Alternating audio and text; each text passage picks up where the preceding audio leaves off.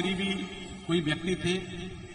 हमें पता चला कि भैया उन्होंने अपनी बेटी का संबंध ऐसे व्यक्तियों के साथ कर दिया जो पहले तो हिंदू थे, बाद में क्रिश्चियन बन गए। तो हमने उसका विरोध किया। हमने कहा कि महाराज ये तो बिल्कुल गलत बात है कि किसी ने अपना धर्म बदला और हम अपनी बेटी उनको नहीं दे सकते। तो आगे उन्होंने मुझे उत्तर पता क्या दिया? उन्होंने उत्तर दिया कि उनकी कोई मजबूरी थी। क्या उत्तर दिया? इस प्रसंग को अच्छी तरह से सुनना और समझाना आगे जाकर के। उन्होंने मुझे उत्तर दिया कि उनकी कोई मजबूरी थी जिसके कारण उन्होंने अपना धर्म परिवर्तन कर दिया। तो हमने उनको पता क्या उत्तर दिया? हमने कहा कि ठीक है, मजबूरी होगी, लेकिन अपनी बुद्धि से सोच करके देखो कि भैया श्री गुरु गोविंद सिंह जी से ज्यादा बड़ी मजबूरी तो नहीं हो सकती। एक बार श्री गुरु गोविंद सिंह जी के लिए ताली बजाओ, जोर से ताली बजाओ, रिद्धि से ताली बजाओ कि उनके परिवार का ऋण, अरे हमारे 100 जन्म भी बीत जाए तो हम नहीं दे सकते। ये बात कहने की नहीं है, ये बात विचार करने वाली है कि हम जितने भी हिंदू जहां बैठे हैं, जितने भी सनातनी बैठे हैं, अगर जहां बैठ करके कथा सुन रहे हैं भगवान की, तो ये कृपा है श्री गुरु तेग बहादुर जी महाराज की। एक बार उनके लिए भी ताली बजाइए, जिन्होंने महाराज अपना परिवार कुर्बान कर दिया, लेकिन हमारे धर्म के ऊपर आंच नहीं आने दी। जिन्होंने एक अलग पंथ चलाया कि जब जब हम भटकते हैं ना अपने पथ से, आज देखो भैया मेरी बात का बुरा मत मानना, हमें किसी से कोई लेना देना नहीं है, ना ही तो हमें किसी से खतरा है, हम डरते नहीं है किसी से।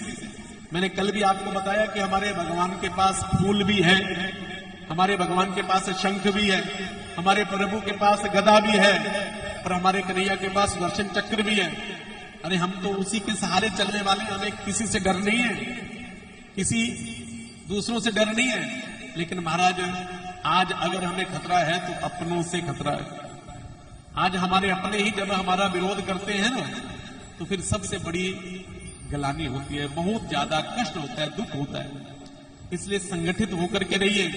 जब आप संगठित है ना, तो किसी को कोई मजाल नहीं है कि महाराज आपके ऊपर कोई आंख भी उठा करके देख ले।